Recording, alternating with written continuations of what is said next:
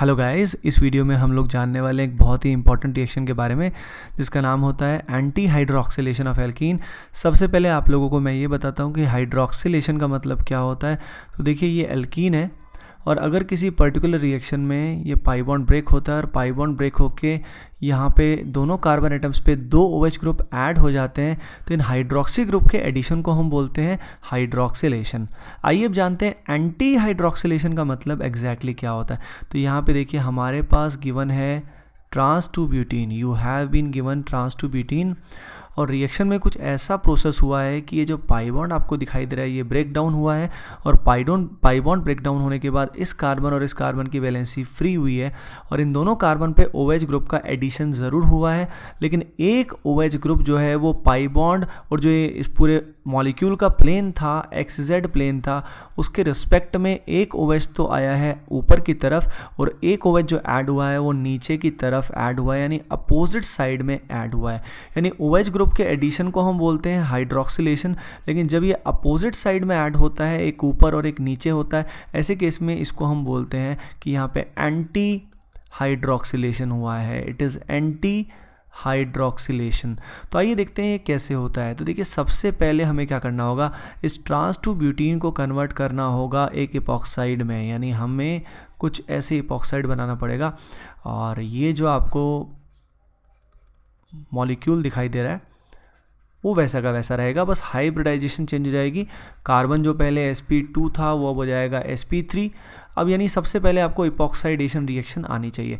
तो इपॉक्साइड को बनाने के लिए हम यूज़ करते हैं यहाँ पे परऑक्सी एसिड सच एज PHCO3H ले सकते हैं, या हम ले सकते हैं MCPBA मेटाक्लोरोपरबेंजोइक एसिड, जो बहुत ही पॉपुलर है। इपॉक्साइडेशन होने के बाद अब हम यहाँ पे क्या करेंगे, या तो इसका एसिड कैटेलाइज्ड हाइड्रोलिसिस करेंगे, यानी एसिड की प्रेजेंस में वाटर डालेंगे, या ऐसे केस में हम बेस कैटेलाइज्ड हाइड्रेशन भी कर सकते हैं, हाइड्रोलिसिस भी कर सकते हैं, OH माइनस और वाटर भी डाल सकते हैं। उसकी प्रेजेंस में ये इपॉक्साइड विल ब्रेक डाउन और इपॉक्साइड के ब्रेक डाउन होने से एंटी एडिशन हो जाएगा। तो आइए समझते हैं, अपन यहाँ पे एसिड कैटेलाइज हाइड्रोलिसिस को देखते हैं और उसमें एंटी हाइड्रोक्सिलेशन कैसे हुआ वो समझते हैं। तो देखिए, H+ की प्रेजेंस में ये जो ऑक्सीजन है ये अपना लोन पेयर H+ को देगा, जिस कारण यहाँ बन जाएगा OH+। क्या बन जाएगा? OH+। अब OH+ बनने के बाद ये जो कार्बन एटम है और ये जो ऑक्सीजन है इनके बीच में इलेक्ट्रॉन नेगेटिविटी डिफरेंस अच्छा हो जाएगा, तो यहाँ Δ+ आएगा और यहाँ भी Δ+ आएगा।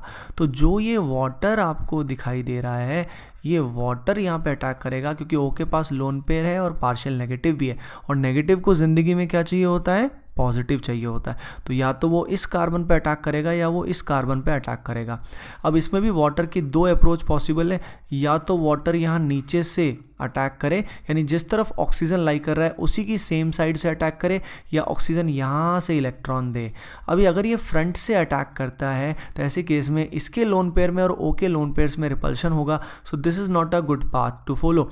अगर यहाँ से हम रास्ते को फॉलो करेंगे तो transition state will be much more stable and reaction will be more profitable. तो यहाँ पे जो O है यहाँ इलेक्ट्रॉन देगा, जिससे O और C में बॉन्ड बनेगा और ये जो कार्बन ऑक्सीजन का बॉन्ड है ये ब्रेक डाउन हो जाएगा। इससे अगर आप ध्यान दें तो जो वाटर का मॉलिक्यूल है इससे हमें OH जो मिलेगा वो किधर मिलेगा? ऊपर की तरफ मिलेगा, यानी ये जो OH हमें मिला ये कहाँ से मिला? वाटर के अटैक से मिला। सिमिलरली अगर मैं यहाँ पे बात करूँ तो ये जो OH है ये नीचे की तरफ आ जाएगा, तो ये OH डाउन है और ये OH अप है। इसी को हम बोलते हैं एंटी हाइड्रोक्सिलेशन, और यही प्रोसेस हम बेस की प्रेजेंस में भी कर सकते हैं, बस वहाँ अटैकिंग स्पीसी जो है वो क्या हो जाएगी? OH नेगेटिव हो जाएगी। तो रिएक्शन में बस H+ हमारे पास अवेलेबल नहीं होगा शुरुआत में, तो OH- डायरेक्टली यहाँ पे अटैक करेगा। तो एंटी एडिशन क्यों हुआ? Anti addition takes place in order to minimize repulsion in transition state. Transition state में रिपल्शन को मिनिमाइज करने के लिए, रिएक्शन को ज़्यादा इफेक्टिवली करने के लिए यहाँ पे एंटी एडिशन होता है। सिन एडिशन के यहाँ चांस नहीं है।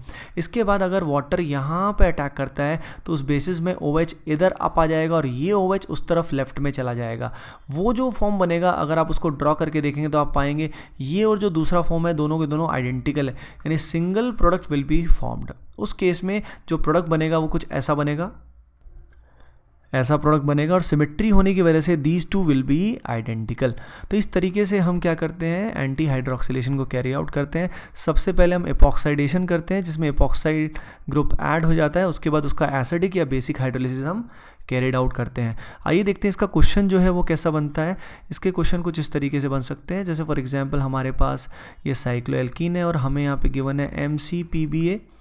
तो सबसे पहले आप इसका क्या करेंगे, इपॉक्साइडेशन करेंगे। अब इसके बाद आपको मेंशन होना चाहिए हाइड्रोलिसिस, या तो एसिडिक या बेसिक। तो इपॉक्साइड बनने के बाद अब हम इसका हाइड्रोलिसिस करेंगे, या तो एसिडिक कर सकते हैं या बेसिक कर सकते हैं। अगर हम एसिडिक करेंगे तो सबसे पहले जो ऑक्सीजन है उसको हम क्या करेंगे, H+ प्रोवाइड करेंगे। अब उसके बाद यहाँ पे वाटर का हम अटैक करेंगे। वाटर का अटैक जो होगा वो दोनों कार्बन पे हो सकता है, यहाँ भी हो सकता है और वहाँ भी हो सकता है। अगर ये पूरा पोर्शन वेज में लाई कर रहा है, आगे की तरफ स्क्रीन से बाहर की तरफ से आ रहा है, तो ये जो ऑक्सीजन है ये पीछे की तरफ से अटैक करेगा, यानी ये OH जो आएगा that will come at the dash position और ये बॉन्ड ब्रेक हो जाएगा। इससे जो प्रोडक्ट हमें मिलेगा वो मिलेगा कुछ, यहाँ आएगा OH और यहाँ वेज पे होगा OH, ठीक है, ये डैश पे ये वेज पे। तो एंटी हाइड्रोक्सिलेशन दिखाने का ये तरीका भी होता है। और अगर यही OH यहाँ ऊपर की बजाय यहाँ अटैक करता है तो यहाँ से OH डैश में आएगा और जो दूसरे वाला OH है वो किस में आएगा, वेज में आएगा। अगर आप ध्यान दें तो ये दोनों एक दूसरे के क्या होंगे, एनांशोमर्स होंगे, और एनांशोमर्स की इक्वल क्वांटिटी से क्या बनता है, racemic mixture. Hence the mixture will be optically inactive.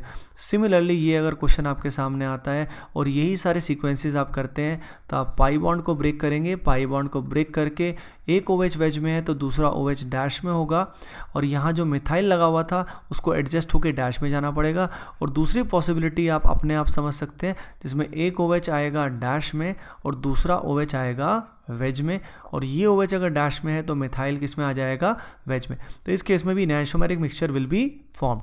So guys, इस वीडियो में आपने समझा एंटी हाइड्रोक्सिलेशन का एग्जैक्टली क्या मीनिंग होता है, 3D में उसको कैसे समझते हैं। सो गाइज, एक फेवर आप ज़रूर हमें कीजिए, जो एनी टाइम पढ़ाई एकेडमी का फेसबुक का पेज है उसका लिंक वीडियो के डिस्क्रिप्शन में गिवन है। सो प्लीज़ हमें एक ऑनेस्ट रेटिंग दीजिए और पेज को लाइक कीजिए ताकि आपको लगातार अपडेट्स मिलते रहे। Okay guys, bye bye, take care.